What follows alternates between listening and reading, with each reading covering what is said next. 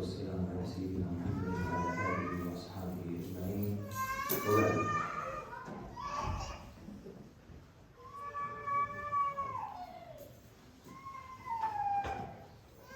يقول النبي صلى الله عليه وسلم: لا تزول قدم عبد يوم القيامة حتى يسأل عن أربع.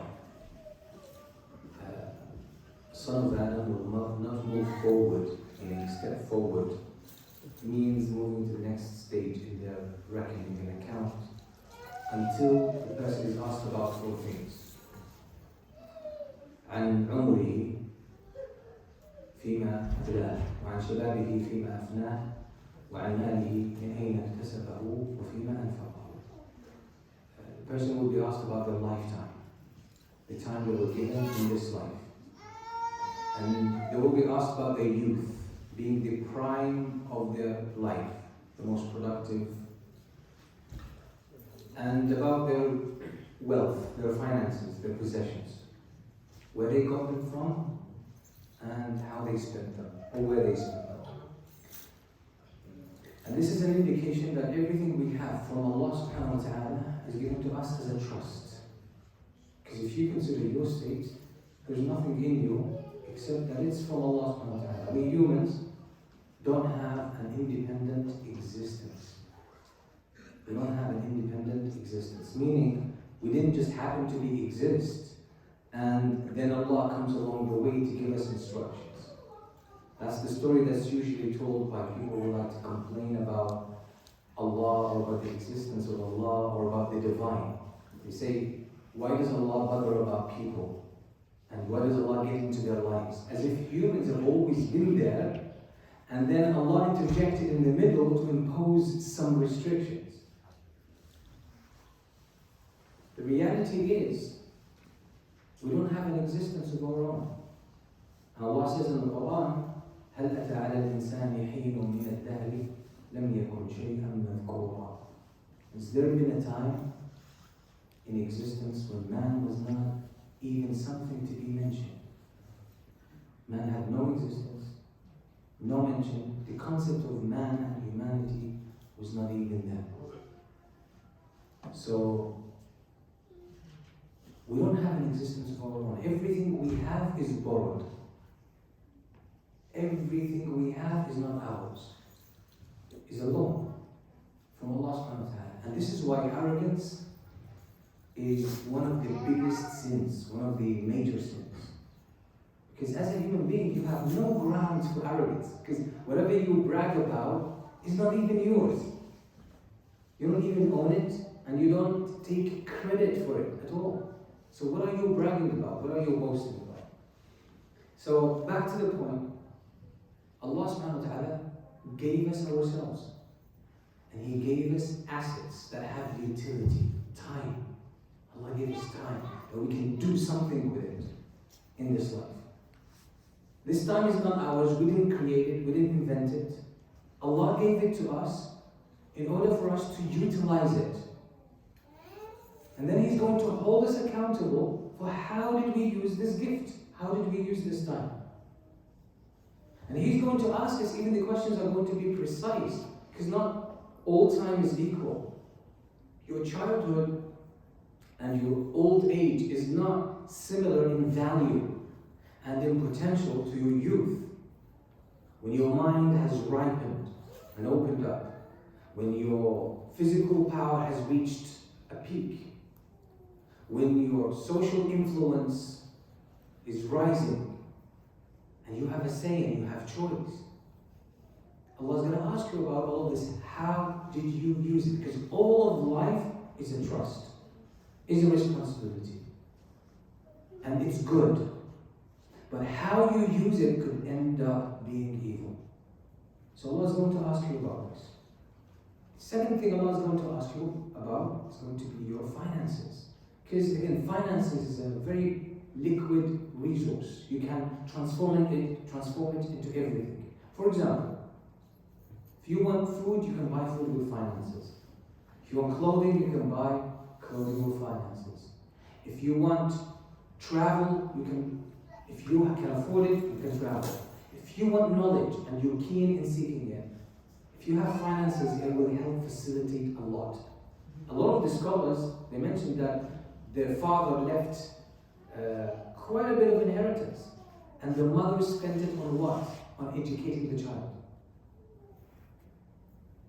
We live in a world that speaks the language of finances. So Allah is going to ask you about this. So it increases your potential. So it's a gift from Allah, He's going to ask you about it. What does this tell us?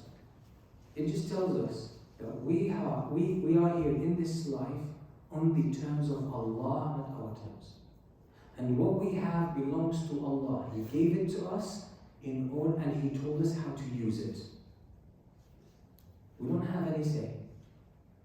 The time is Allah's, life is Allah's, resources belong to Allah. They are put in trust with us, so for a purpose, and we have to use them. So all of this boils down to one thing, that every breath you take is a unique gift from Allah, and you will be asked about it. What did you do with it? So someone says, I'm killing time. You're coming from the assumption that time belongs to you, and you can kill it, or you can waste it. You're wasting someone else's property.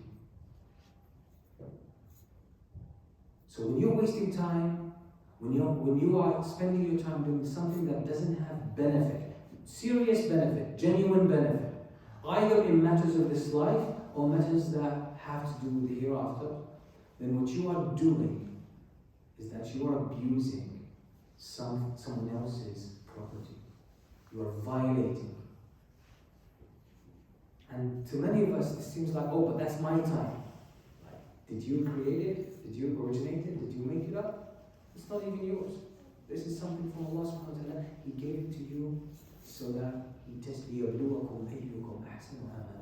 He's going to test you who's going to do well in terms of actions. And actions here are not, by the way, external actions only.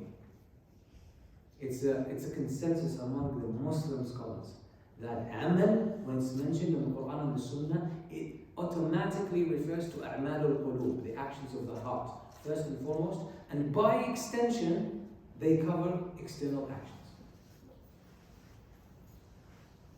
So, that's a good way to look at our lives. Your life is not yours, it's a trust given from Allah to you, and He wants you to use it in a specific way. And it's your obligation to start researching, what does Allah want from me in this life?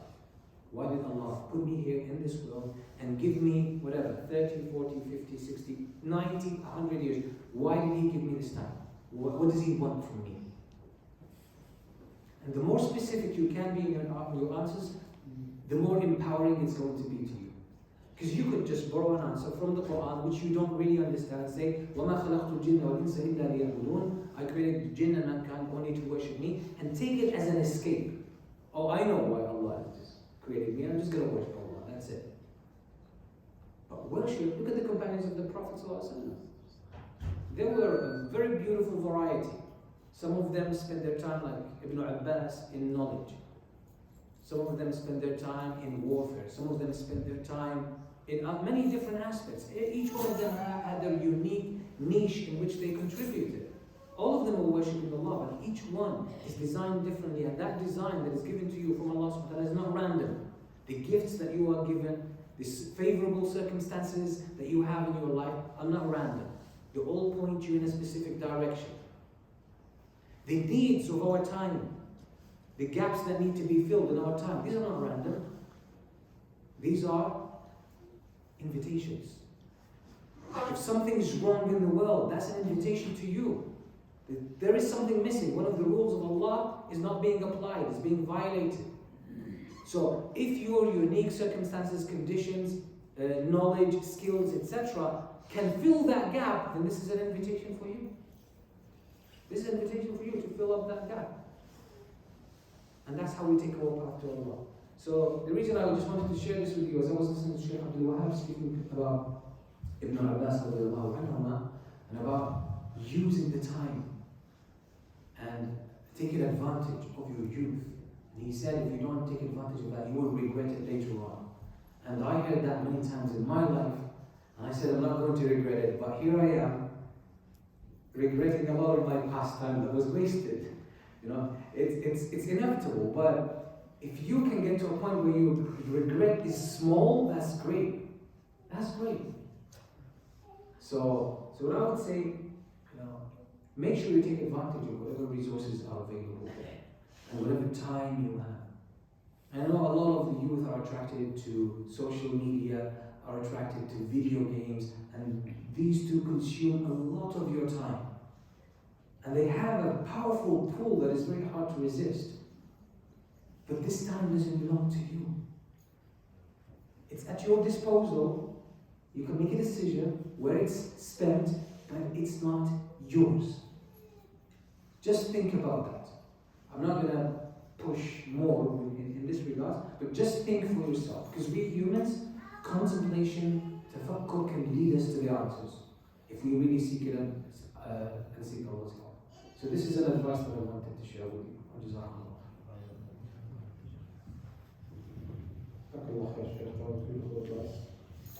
Anybody have any questions? We can go straight into questions at this point.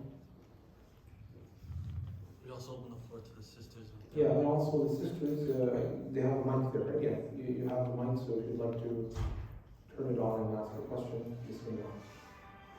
Yes?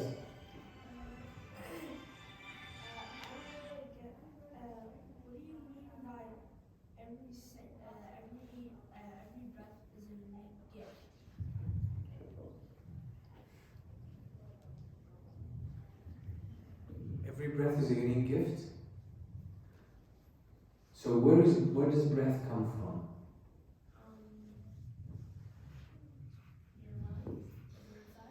Yes, who gave us our lungs? Yes, and what do our lungs breathe, take in and out? What? Oxygen. Who created that oxygen? Allah. When someone dies, do they still breathe? Okay, so every breath you have means it's more time you have in this life. Oxygen was created by Allah. Lungs were created by Allah to keep you, alive. So every breath is a gift from Allah subhanahu wa ta'ala. Okay, so we tend to take it for granted. Why? Because it's automatic. But it's good to remind ourselves that actually every breath is a unique miracle and gift.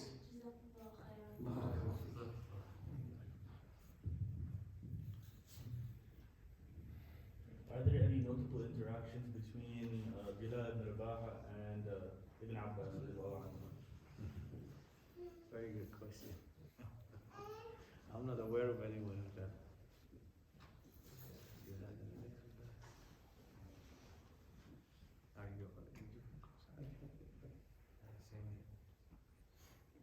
There definitely has to be, but just like nothing that comes to mind at the moment.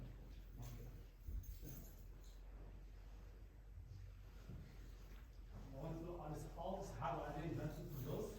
Are they wanted for those?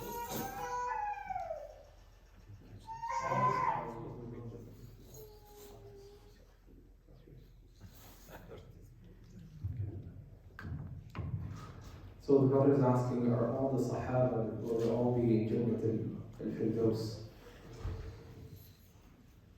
Wallahi, the status of the Sahaba as a group is a very high status. And we know that Allah subhanahu wa ta'ala, He told us in the Quran that Allah has been pleased with them.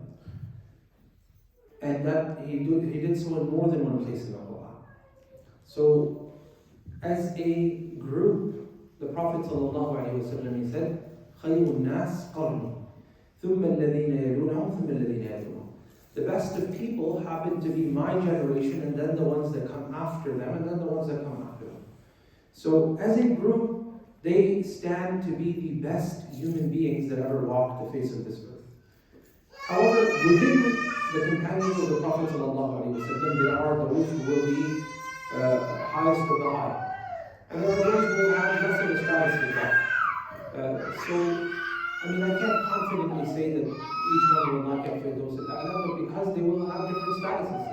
There are actually companions of the Prophet ﷺ who would commit sins as well. And some very serious sins. Sometimes they would make tawbah to Allah subhanahu wa ta'ala. Sometimes they would not as well. So we have to keep in mind that our Sharia is the Quran and the Sunnah and the ijma' of the Sahaba and the consensus of the companions. Within the companions, there's going to be companions who are not ideal in every which way. This is a very hard thing to say and also a very hard thing to accept as well. But this is the reality. That them as a group, as a generation, they are the best of generations. But is every single companion right at the pinnacle? The answer is no. This is definitely. There are companions who even committed a sin before the Messenger ﷺ himself, albeit minors. And there are companions who committed major sins as well. Is a person who will commit a major sin, will he be in Jannatul Firdaus? By the grace of Allah, he could be. We cannot, as they say, Fadlullahi la yuhajjah. The virtue or the grace of Allah Azza wa Jal cannot ever be limited. Okay? So by the virtue of Allah, he could be. We will never know. But as a rule of thumb, they're not all perfect. This is very important to note. And that also goes back to something that is noteworthy. And that is that sometimes some practices of the Sahaba, they're used by some and they say, this Sahabi did X, Y, Z. We say, okay, but what did all the rest of them do? Was this the common practice of the companions? If it wasn't, in isolation, it may not be used as evidence as well. Do you understand? Allah. So the Sheikh says, nobody can move forward until, they answer the 4 questions. Like how they, like youth age, finances, yada, yada, yada. But I also heard, there is also either hadith, I'm not sure. So there are almost 70,000, the people, those are cannot go to Jannah without asking any question. Is that rule is also kind of applicable to those lucky people, or? Okay, this is another good question. So the brother asks the question that the hadith we mentioned that the feet of the son of Adam will not move on the day of judgment until he or she is asked about 4 things. But there is another hadith about the 70,000 who will enter Jannah without hisab, without accounts. So this is what is called ta'awud al-zawahir in usul al-fiqh. 2 general texts, they seem to have some conflict in some area. So there's many ways to resolve this. There's no definite answer, but I would assume that some scholars will answer this in the sense, because we have this principle here, that the 70,000 who will enter paradise, the first hadith does not apply to them.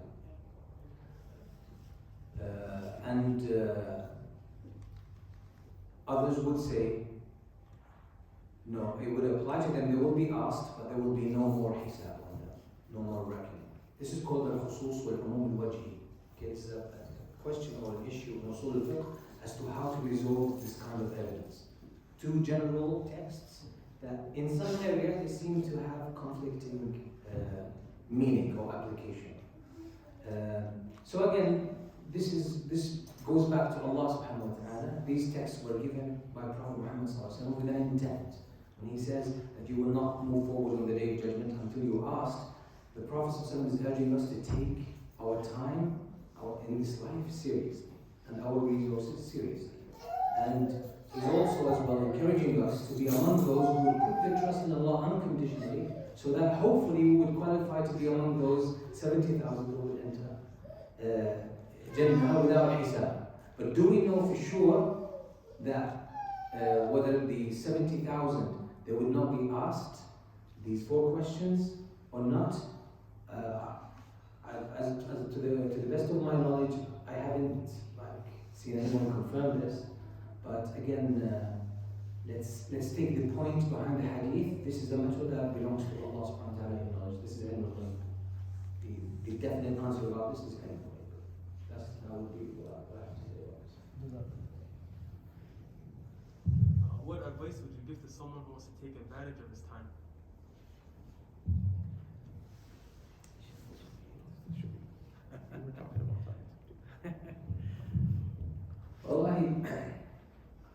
ﷺ, so the brother asked the question, what would be the best thing or what would be the best advice for someone to use their time in the best way possible?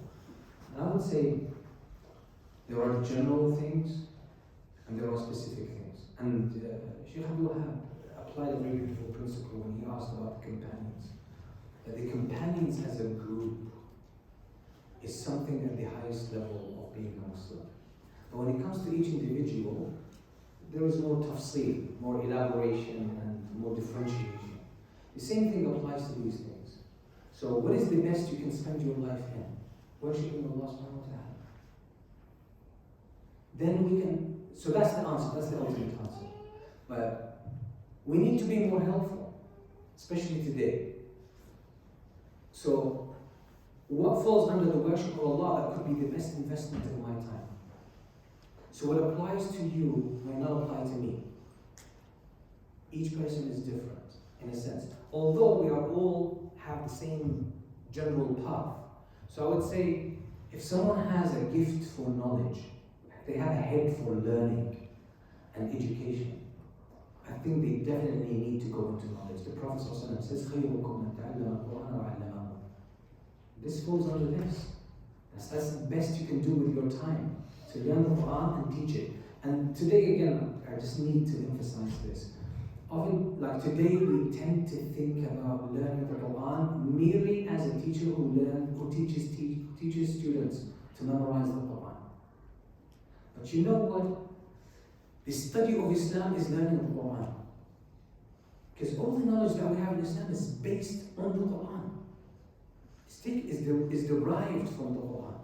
But it's the details. It's in a detailed manner, in an academic manner. But it all can be traced back to the Quran. So it's an act of learning the Quran. So that's the best that a person could get involved in. But let's say someone doesn't have any knowledge. Really, their skills. Let's say everyone among the Muslims becomes a scholar. Is that good for the Ummah? No. Because in the Ummah, you will need people, for example, in labor. We will need people in medicine. We will need engineers. We will need people in public policy. You will need people in economics, and so on and so forth. And who should decide to apply their life, to spend their life in a specific field? People who have this natural tendency towards it. Imam Ibn Hazm rahimahullah has a beautiful quote in one of his books. He says, من كان فيه ميل إلى علم من العلوم فلا يشغل نفسه بغيره. Whoever has an inclination, feels they are drawn to one field of knowledge, this person should not occupy themselves with another field of knowledge. فيكون كغارس النارجيل في الأندلس وغارس الزيتون في الهند. Lest the person would be like someone who's trying to grow coconut trees in Andalus, in Spain, or grow olive trees in India, وكل ذلك لا ينبت. And none of this produces fruits. So that's a valuable advice. And this is why self-knowledge is important, by the way, in the Islamic tradition. It seems to have fallen off the wagon in recent times. Like when you talk about self-knowledge, awareness about the self, and really looking at the gifts that Allah subhanahu wa ta'ala has given you, and then putting them to good use, for many people this seems like luxury or non-Islamic stuff.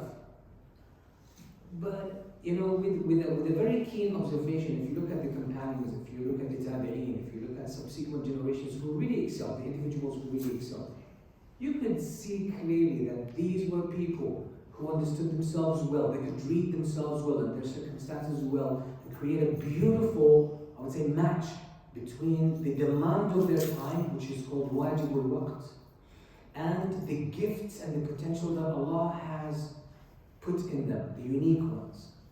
So I would say, be intelligent about this. Be intelligent about this. So this could be a very long topic to talk about, but I'd say this is a good introduction to it. So that was beautiful, Sheikh. Just reminded me of an incident that happened at the time of Imam Malik, rahimahullah wa radi anhu. And Imam Malik, he lived in the 2nd century. is very close, obviously, to the generation of the Sahaba. He's not a Tabi'i himself, per se, but he's very close to that generation. And Imam Malik was a man who was very occupied with knowledge. And he was a man who was very, very busy with this. He dedicated his entire life to it. He wrote the Muwatta of Imam Malik, which was known to be the most authentic book after the Book of Allah up until that point. It was the book that Imam al-Shafi'i, Muhammad ibn Idris, went to memorize as well. People would come to his house and his area, in his region in Medina from around the world, and they would come and seek the knowledge of Malik.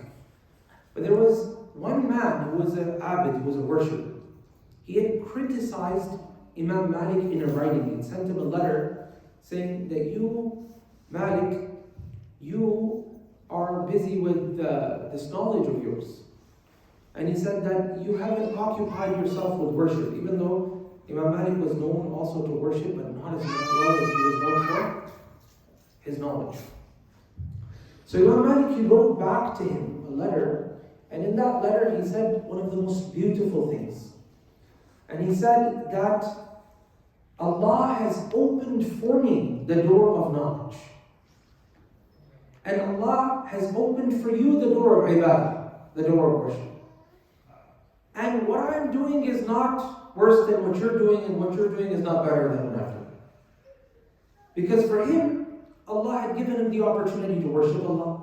Imam Malik had the opportunity to seek knowledge because he had the zeal, the inclination, as the Shaykh said, and he had the ability, whatever his circumstances allowed him. He was also a wealthy man, by the way, Imam Malik. And he also continued and he said, for others, Allah will open for them the door of struggling in the path of Allah. For another group, Allah will open for them the door of worshipping, and so on and so forth. And then he said, everyone has to be pleased with what Allah has chosen for him. I am pleased with what Allah has chosen for me. And this is a very, very important exercise, what the Shaykh called self-knowledge and recognizing what your talents are. Some people, for instance, they may want to get into the art of qira'at. I would never deter anyone from seeking qira'at. But let's say the person has been tested with a voice that would never be a voice with which he can benefit the ummah, either to teach or to lead, or any which way. So is it the best use of his time to spend his whole life in qira'at? Maybe the person has a mathematical brain. When it comes to knowledge, he can go to fara'id, he can go to inheritance law. Someone has physical energy. You're going to tell him to use that physical energy in the way that Khalid ibn al-Walid used, or any other companion who recognized his own self and then dedicated his life to the talent that Allah subhanahu wa ta'ala had given him, to the gifts that Allah had granted him. So learn about your own gifts, what you're good at, and then you can choose a door.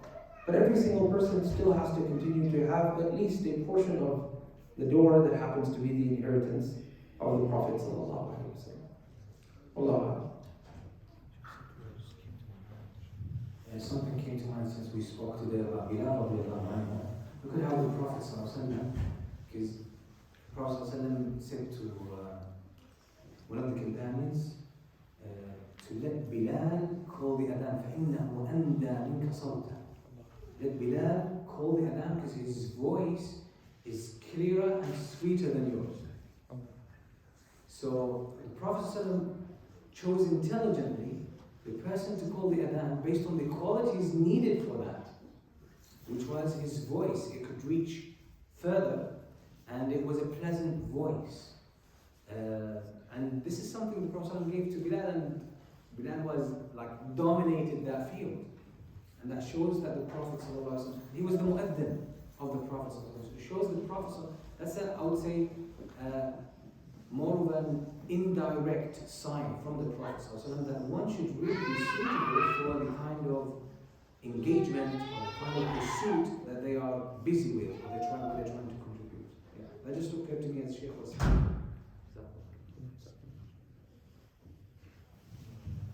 So something about Bilal radiallahu anhu, like kept some things for the Q&A because sometimes there's this silence. Q&A, there's a weird, sometimes awkward silence, which doesn't feel good. So, some people have a phobia from this, by the way. So Bilal radiallahu anhu, when the Prophet opened Mecca and they took over and they destroyed the Asnam, the Prophet ordered Bilal to climb over the Kaaba.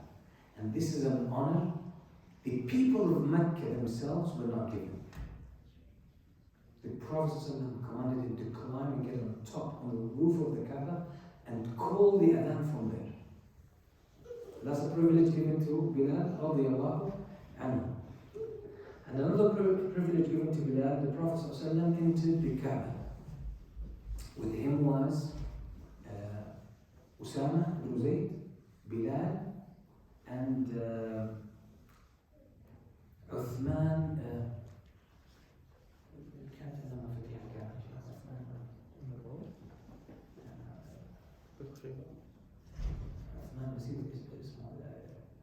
Okay, Uthman is from the family that had the keys to the Kaaba. So 4 people. And the Prophet ﷺ prayed 2 rak'ah and sent the Kaaba. These are the people he chose to be with him. The guardian of the Kaaba, the keys of the Kaaba. Usama ibn Zayd, who is the son of Zayd ibn Haritha. And Bilal radiallahu anhu. This is another privilege given to Bilal radiallahu anhu. So we're looking for more questions.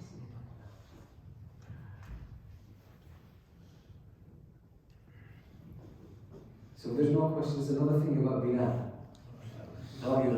Question here? Okay. Will this conference be on YouTube? Inshallah, we'll spread the list. You have another question on the topic? Assalamu alaikum. Alaykum salam. Can you hear us? Yes. So first of all, I just want to say thank you for being here in this amazing weather. So we had a few questions from our side. One was, did Bilal and Ibn Abbas ever interact with each other?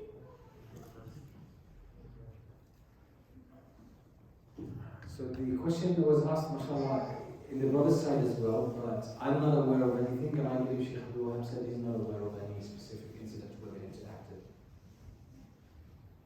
Okay, another question was, you mentioned that during the time of Abu Bakr, Bilal asked to travel with the group that was going to a specific location, and then in the time of Umar, finally he was able to go because I think you mentioned that Abu Bakr asked him to stay, he would rather Bilal stay with him. Were both locations a Sham, or was the first group going somewhere else? Yes, so with Bilal, radiallahu anhu asked Abu Bakr to go, it was to Asham, yes. And when he asked Umar as well to go, it was Asham.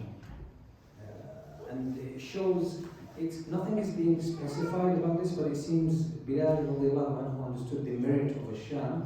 We know there's a few hadith from the Prophet ﷺ on the merits of Asham and being there or residing in that area. So it seems Bilal radiallahu anhu was keen to do that. And that's why he spent the rest of his life in Asham. Specifically, he was buried there. Okay, 2 more questions. So the first one, why did you choose Bilal as your Sahaba choice? Because we know why Ibn Abbas was chosen, and also how do we increase our level of Quran? I got the first one. What was the second question? How can we increase our love of the Quran so that we can spend more time reading it or learning about it? Okay, so for Bilal, so I was speaking with brother Abdul, and I don't have a systematic way of choosing the topics for any talk or conference, but I've been thinking lately about the soft side of Umar ibn al-Khattab radiallahu anhu, which most people don't tend to focus on. We tend to focus on the strength of Umar ibn al-Khattab and his very powerful exterior. But Umar ibn al-Khattab had a very soft and beautiful heart, and it would show sometimes. So I was going to speak about this, so I said to Brother Abdul, I'm thinking of this. he said we probably have 3 of the speakers already proposing speaking about Umar ibn Khattab as expected. So I thought, okay, let me just think about something else. So I was having my morning walk, and this is when my mind sort of opens up. And I don't know, I just automatically I thought, who would I speak about? And the name that jumped was Bilal radiallahu anhu. And I always, I don't know, I associate Bilal radiallahu anhu with the closeness, warmth, especially to the Prophet ﷺ. I don't know why, but there's a few incidents where you can tell he's very, very close to the, like he's almost, as I said, he's almost a family member to the Prophet ﷺ. And I don't know, that always fascinates me about Bilal radiallahu anhu. Something else as well that may not be very politically correct. I don't like the emphasis that we have grown to place on the color of Bilal radiallahu anhu, to the point that we are reducing Bilal to just a matter of racism and lack of racism in Islam. Reading about Bilal radiallahu anhu, the issue of color doesn't come up. Doesn't come up. I know sometimes we try to do that in response, but I don't think we should be dragged into the concept of racism too much. Because for us it's a given. It's a given. And that doesn't mean we Muslim community doesn't have racism, etc. But I think our approach is different. Our approach is that we are brothers and sisters for Allah. We are created from the same human being. We're created by Allah, and Allah made us equal. That's the point. So if we emphasize the basis that I would say undercuts the whole concept of racism, that's what we should focus more of our attention on. Again, probably that was more in the subconscious part of me thinking, but it was, I always had a fascination with Bilal radiallahu anhu. So that was the reason. How can one increase love of the Quran? I would give one thing, there's many things. I would give one thing, and I would hand over the mic to Sheikh Abdul Wahab. Make sincere dua. Our hearts, as the Prophet said, are between the 2 fingers of Allah subhanahu wa ta'ala. He flips them any way He wants. So make dua. Your heart is not in your hands, it's actually in Allah's hands. So ask Allah and make dua. There are mechanisms, there are things you can do to, inshallah, increase the chances of this happening. And I'll let Sheikh Abdul have Sheikh. So I did do a quick search while the Shaykh was talking to see if I could find any hadith where Bilal and Ibn Abbas were coming together. I didn't find anything, but there could be, of course. Bilal radiallahu anhu is a very important Sahabi. And Ibn Abbas is also a very important Sahabi. It's very, very far-fetched that they didn't meet each other. I would say it's almost impossible that they didn't meet each other. This is what I would say. But do we have any records of them communicating with each other? Not to my knowledge, but nonetheless, I can almost say confidently, with 100% confidence, that they must have interacted with one another. Bilal is there every single day making adhan, and Abdullah ibn Abbas is the cousin of the Prophet ﷺ. Naturally, he has access to all of the elderly Sahaba because of his status. And he's always with the Prophet. He's also a relative of Rasulullah ﷺ. Everybody wants to respect this person, even though he's a young child at that time, because of his relationship with the Prophet. And then Bilal is the one. There's no chance that they never communicated. But I don't know of any records that happened, because we don't have records of everything that happened during the time of the Sahaba, and even during the time of the Prophet ﷺ. As for the question related to developing a connection with the Quran, I think the very first thing is exactly what the Shaykh said, and that is sincerity, and making dua sincerely to Allah subhanahu wa ta'ala. And after you turn yourself completely to Allah and ask Him to turn your hearts to the Quran, recognize that these words in the Quran, they're directed to you. You are addressed by Allah in this Quran. I am addressed by Allah in this Quran. Allah starts off the Quran with words that allude to you and I, and Allah finishes off the Quran with words that allude to you and I.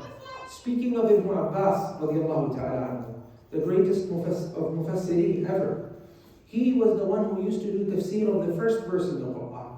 Alhamdulillahi Rabbil Alameen. All praise is due to Allah, the Lord of the. He would say, Al-Alameen refers to the jinn kind, and the mankind, and the malaika. There's a different discrepancy about whether malaika are included or not. But at least the jinn kind and the mankind. So very first verse in the Quran has reference to you and I. The jinn kind and the mankind. Us being the mankind and jinn kind being the jinn. And they're also addressed by the address of God. And Allah finishes the Quran off and He says, Min al-jinnati wal-nas. Right? So Allah is addressing you and I with this Quran, starting off with you and I, finishing off with you and I, and saying time and again, Ya ayyuhalladhina amanu, O who you believe, Ya ayyuhan nas, O people. So this is an address to yourselves. When you recognize that this is an address to yourself, then you'll treat the Quran in a different way, completely.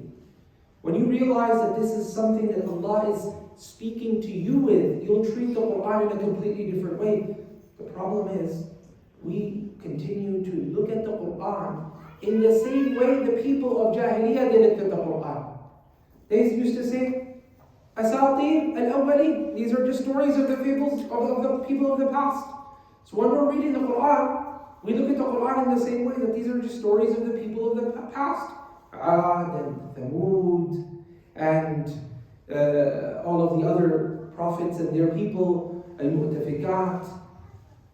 We're looking at these as stories of the people of the past. But when we start to see the Quran as an address to you and I, that every single time Allah is saying, Ya ayyuhalladhina amanu, O who you believe, I am included. When Allah is saying all praise is due to Allah, the Lord of man and jinn kind, I am a man, I am a human being. When Allah is saying, O people, I am among the people as well. So that's, I think, the best way, wallahi.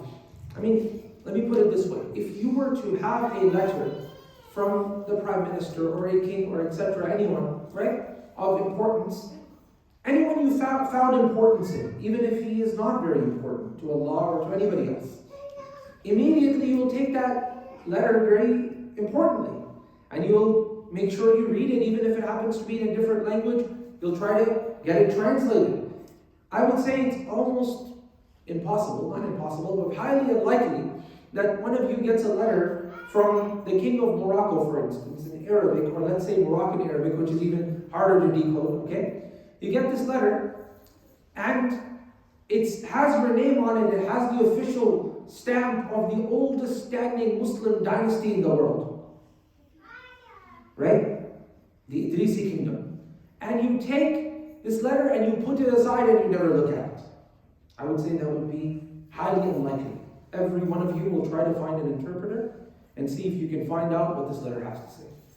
When you start to see, or when I start to see that these words of Allah are actually for you and me, then you'll treat this Quran in a different way. You'll start to look at it in a different way. And I think that when that changes in our minds, that perception of the Quran, then I think our connection with the Quran immediately will change as well. Allah Akbar.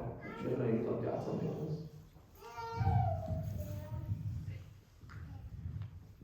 Okay, I'm going to just ask Shaykh Moutasem to finish off with a few words of advice.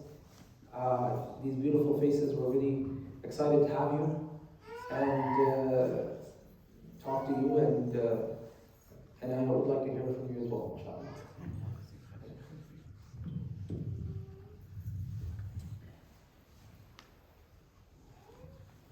I want to say something about, again, about Bilal, just a piece of information. In the books of Hadith, according to one estimate, we have about 40 Hadiths narrated from Bilal, traced to the Prophet. 4 of them are in Sahih Muslim and Bukhari and Muslim. 4 of them. 1 is agreed upon by both, written by both. 2 by Bukhari and 1 by Muslim. So again, this sort of tells us something. And I think a very clear example is Khalid ibn Walid radiallahu anhu. And it was narrated about him that sometimes he would lead the salah and he would, as he would recite the Quran in salah, he would make mistakes sometimes. And when he was asked about this, he said a famous statement. He said, "Shaghalana al-jihadu an al-Quran." He said, jihad kept us preoccupied to a point we did not give the Quran what it ought to get from us. And this shows that in life there's a lot of competition in your time. Many things are vying with your time. This is why it's important to have a clear understanding of what your priorities are, what your values are. Because life will always squeeze you into a corner where you will have to choose between two good things. And choosing one over the other doesn't mean one is better than the other. It just means in your unique circumstances, one has more priority than the other. But this requires a lot of maturity. And life will squeeze you where you have two evils, inevitable evils. And in order to avoid, you can only avoid one of them. You have to choose, actively choose. And that means actively choosing one evil, proactively choosing to fall in one evil. Why? To avoid falling in a greater evil. And that's why famous statement comes from many scholars. ليس الفقيه من يعرف الخير من الشر ولكن الفقيه من يعرف خير الخيرين وشر الشرين. The faqih, the person of true understanding, is not the one who can tell good from evil, but he's the one who can tell from two evils, two competing evils, which is the lesser one, and from two competing goods, which is the greater one, and then choose the best, make the best choice accordingly. So again, it doesn't mean Khalid ibn Walid was not concerned with Quran, but jihad, spreading Islam, making the word of Allah the highest, bringing the message of Islam to people, bringing freedom to the people from oppression so they can have a choice to see Islam and choose for themselves.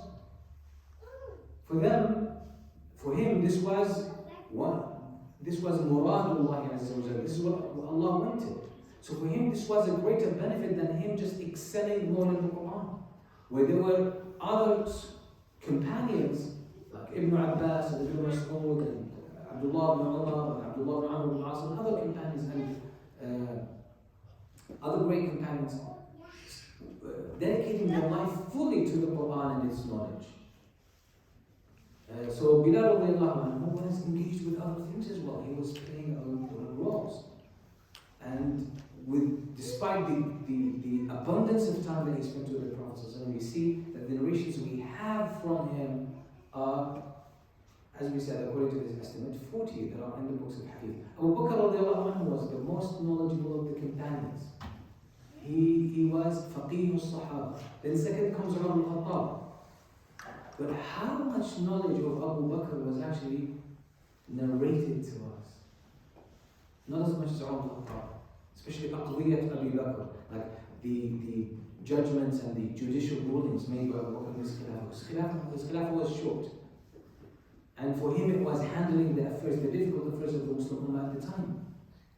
Whereas at the time of Umar al-Khattab, time started to change. New issues started arising. And rulings had to be applied, had to be derived from the text to apply them. So again, everyone in their unique circumstances look for the best kind of path that leads you to Allah. Be intelligent with regards to this. That would be my advice. Take your life seriously. Life is not a joke. It's not just a journey of fun. Really, life is a trust that's given to you. It's going to test you. If you're not feeling it now, it will catch up with you at some point. Just be ready for it.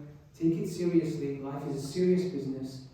But if you face it head on and you take on the responsibility, you will actually, you can avoid regret, remorse, pain, victimhood, And the fun will only be a byproduct. The fun will come from living a meaningful, purposeful life. It comes as a byproduct. If you seek fun as a purpose, you will miss it. It will elude you. So we ask Allah subhanahu wa ta'ala to help us make the best use of our lives and our time. And I want to extend the thanks to Masjid al-Sahaba here for this invitation, Jazakumullah khair, for Sheikh Abdul Wahab and the management, the team here, the beautiful team here. May Allah reward you, Jazakumullah khair, may Allah accept from you, and may Allah bless this place and help you to grow it and fill it with knowledge of Quran, and hopefully it will be a help for the younger generation to learn Islam and learn how to practice Islam, learn how to engage with the world in a healthy way.